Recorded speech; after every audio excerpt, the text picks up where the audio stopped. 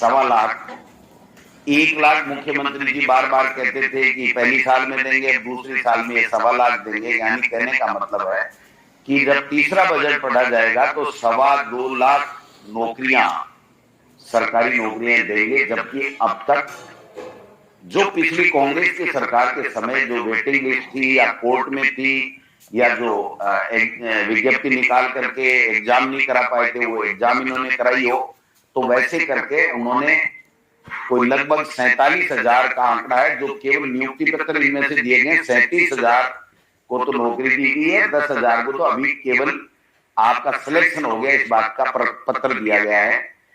14 महीने बीतने के बाद में भी ये सरकार सफाई कर्मचारियों की भर्ती नहीं कर सकी, ये सरकार चतुर्थ श्रेणी कर्मचारियों की भर्ती नहीं कर सकी, ये सरकार एक शिक्षक की भर्ती नहीं निकाल पाई। 2.25 लाख पद खाली हैं, आज भी शिक्षकों के उसकी भर्ती की कोई घोषणा नहीं की गई है। मैं समझता हूं कि अभी सरकार ने कुछ दिन पहले एक विज्ञापन दिया था कि 80,000 हम अगली साल में नियुक्तियां देंगे। ये जो 1 लाख में से जो नहीं दे पाए उसको जोड़ करके इन्होंने 2.25 लाख दे दिया।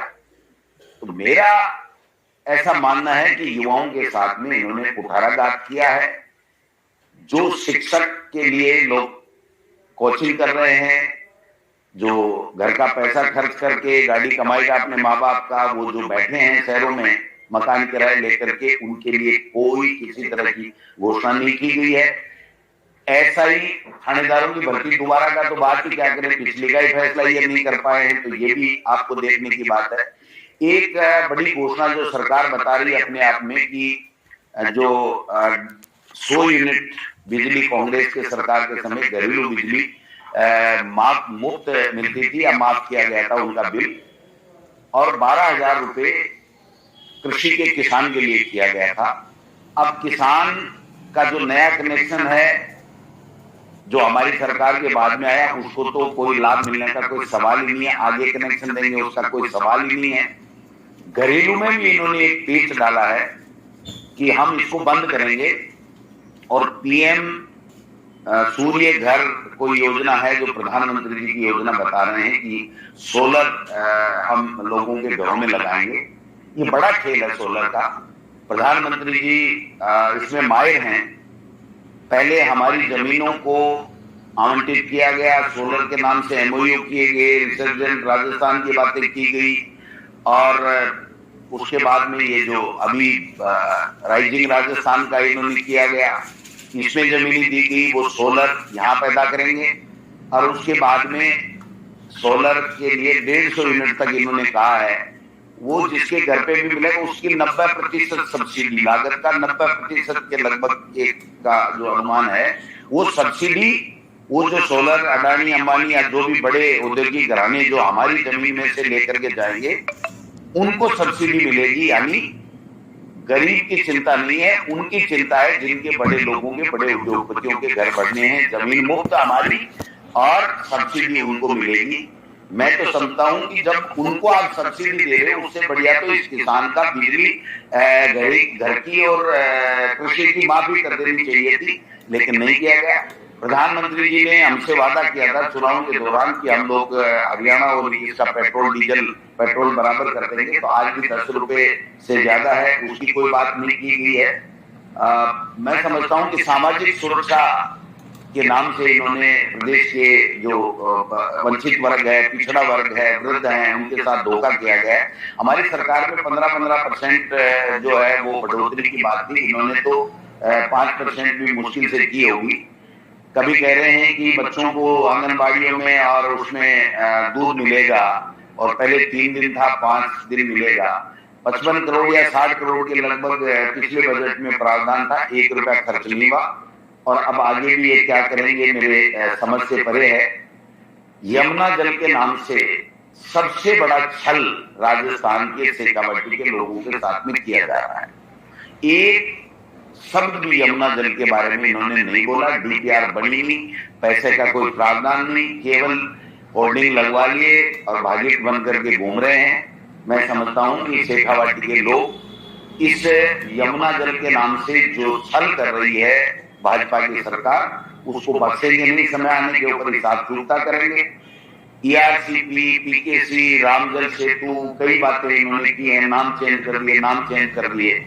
अभी कह रहे हैं कि साहब 12,000 करोड़ हमने दे दिए थे, वो कांग्रेस की सरकार के समय की स्वीकृतियां हैं, इनका एक धेला नहीं है, उसका काम भी अभी पूरा हुआ नहीं है। 9,300 करोड़ की ये लोग बात कर रहे हैं। 9,300 करोड़ में अलवर, झालावाड़ और भरतपुर, ये 3 लोग पैसे ले जाएंगे और उसके बाद में जो पानी हमको मिलना चाहिए था उससे 200 MCM पानी कम मिलेगा, और वो जितना पानी मिलेगा वो 3 जगह ले जाएंगे, बाकी के जिले सिंचाई छोड़ दीजिए, पानी पीने का भी उनको नहीं मिलेगा। ये हम लोग जब बजट भाषण होगा तो हम लोग मुख्यमंत्री जी से मांग करेंगे कि आप बताइए कि ये क्या खेला हो रहा है। केंद्रीय मंत्री जो यादव साहब हैं अलवर से, उन्होंने अपने हिसाब से सेट कर लिया, रोडों के पैसे 200 करोड़ से ज्यादा ले गए और इस PKC का पैसा ले गए। और वसुंधरा जी ने भी अब की बार फोटो खिंचाई थी प्रधानमंत्री जी के साथ, तो उनको भी थोड़ा बहुत झालावाड़ में भी इसका हिस्सा मिला, क्योंकि उनकी तो ये योजना थी, वो नाम ही खत्म कर दिया, वो अलग बात है। तो मैं समझता हूं कि कुछ मुख्यमंत्री जी ने अपने प्रभाव का इस्तेमाल किया, लेकिन बाकी जिलों को इस PKC से 1 MCM पानी भी नहीं मिलेगा, 1 बूंद भी पानी की नहीं मिलने वाली है, क्योंकि जब ये इंफ्रास्ट्रक्चर डेवलप कर लेंगे और वहां पानी जाएगा तो इतना ही मिलेगा। ये बार बार कह रहे हैं हमने वो बढ़ा दिया, रिसाइकलिंग की कोई व्यवस्था पानी की हिंदुस्तान में आज की तारीख में है ही नहीं, ये सब झूठी बातें हैं। पहला जो MOU था या जो हमारा समझौता था मध्य प्रदेश से, उससे 200 MCM पानी हमको कम मिलेगा, और उसमें भी पारदर्शिता नहीं है पानी देने में।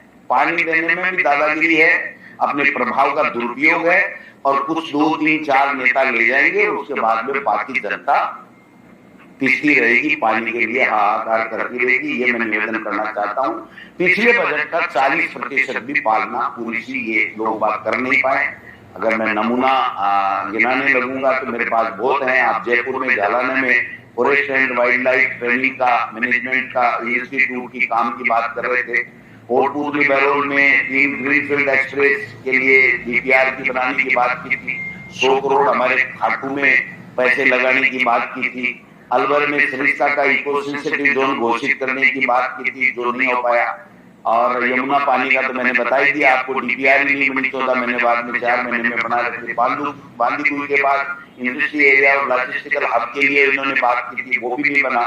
और डूंगरपुर में आदिवासी महापुरुष ब्रांड स्मारक बनाने की घोषणा की बात की 25 करोड़ से, वो भी नहीं हुआ। अभी जो 100 करोड़ की इन्होंने जो बात की है, देश के प्रधानमंत्री आए थे और हमने मांग की थी, और उन्होंने ये कहा था कि मैं 3 सरकारों से बात करूंगा और हम लोग इसको ये करेंगे। तो हमारी सरकार में मुख्यमंत्री अशोक गहलोत जी ने उस टाइम 100 करोड़ रुपए खर्च करने की घोषणा की थी, इसलिए इनकी मजबूरी बन गई। बाकी आज देश के प्रधानमंत्री, गुजरात उनका, MP उनका, राजस्थान उनका, तो उस आदिवासियों के लिए जो बेनेश्वर धाम में या वहां पर जो मानगढ़ धाम में इनको जो बनाने की ऐतिहासिक स्थल बनाने के पैसे खर्च करके करने की बात थी, वो तो हवाई हो गई।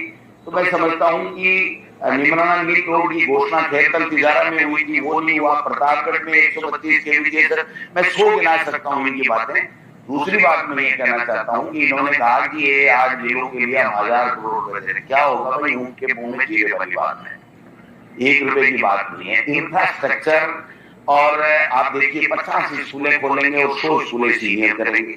ये कोई स्कूलें हैं? कॉलेज 5-7 की घोषणा की है, CHCPSC 10-5 की घोषणा की है, डिस्ट्रिक्ट हॉस्पिटल 1 नहीं है, उपजिला 1 नहीं है, 2-3 ट्रोमो की बात की है। तो न स्कूल है, न अस्पताल है, न कोई मिसिंग लिंक है, सड़कें हैं, न आपके पास में बेरोजगारों के लिए नौकरियां हैं, न उनके लिए कोई रोजगार के साधन उपलब्ध कराने के लिए कोई इस तरीके का कोई विजन आप प्रस्तुत करते, वो बात भी आपके पास में नहीं है। तो ये सारी की सारी चीजें, एक और उन्होंने बहुत बड़ी घोषणा की है, उसके ऊपर मैं धन्यवाद देना चाहूंगा मुख्यमंत्री जी को, रिया कुमारी जी को। इन्होंने कहा कि MLA लेड से आप 10 लाख रुपए खर्च कर सकते हो एक कमरा बनाने के लिए प्रत्येक विधायक। तो भाई साहब एमएलए हमारा है, इसमें आपका क्या आंकड़ा लगा, आपका तो देना लगा नहीं।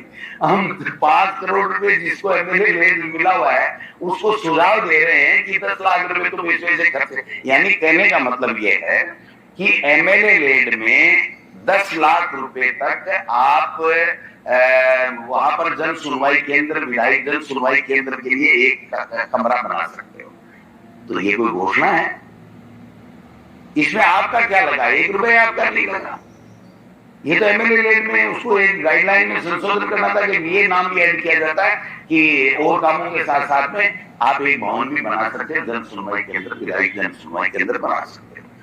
कोई नगर पालिकाओं की बात नहीं है।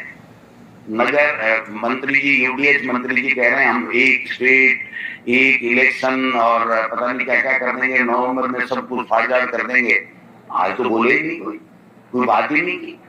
वरना उनको बात आनी चाहिए थी उसमें, जो भी बजट नए के लिए, नगर पालिकाओं के लिए और के लिए, ये ग्राम पंचायतों का पुनर्सीमांकन कर रहे हैं। आप बताइए, पुनर्सीमांकन करेंगे तो ग्राम पंचायतों के लिए, भवनों के और के लिए कोई बजट तो चाहिएगा। तो बजट कुछ भी नहीं है, घुमा के बातें कही गई हैं।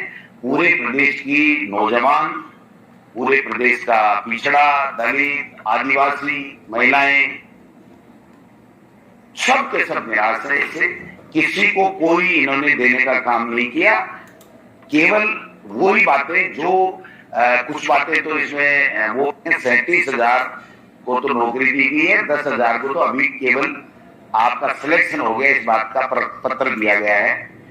14 महीने बीतने के बाद में भी ये सरकार सफाई कर्मचारियों की भर्ती नहीं कर सकी, ये सरकार चतुर्थ श्रेणी कर्मचारियों की भर्ती नहीं कर सकी, ये सरकार एक शिक्षक की भर्ती नहीं निकाल पाई। 1.25 लाख पद खाली हैं आज भी शिक्षकों के, उसकी भर्ती की कोई घोषणा नहीं की गई है। मैं समझता हूं कि अभी सरकार ने कुछ दिन पहले एक विज्ञापन दिया था कि 80,000 हम अगले साल में नियुक्तियां देंगे। ये जो 1 लाख में से जो नहीं दे पाए उसको जोड़ करके इन्होंने 1.25 लाख दे दिया। तो मेरा ऐसा मानना है कि युवाओं के साथ में इन्होंने कुठाराघात किया है। जो शिक्षक के लिए लोग कोचिंग कर रहे हैं, जो घर का पैसा खर्च करके गाड़ी कमाएगा अपने माँ बाप का, वो जो बैठे हैं शहरों में मकान किराए लेकर के, उनके लिए कोई किसी तरह की घोषणा नहीं की गई है। ऐसा ही थानेदारों की भर्ती दोबारा का तो बात ही क्या करें, पिछली का ही फैसला ये नहीं कर पाए हैं, तो ये भी आपको देखने की बात है। एक बड़ी घोषणा जो सरकार बता रही है अपने आप में कि जो 100 यूनिट बिजली कांग्रेस के सरकार के समय घरेलू बिजली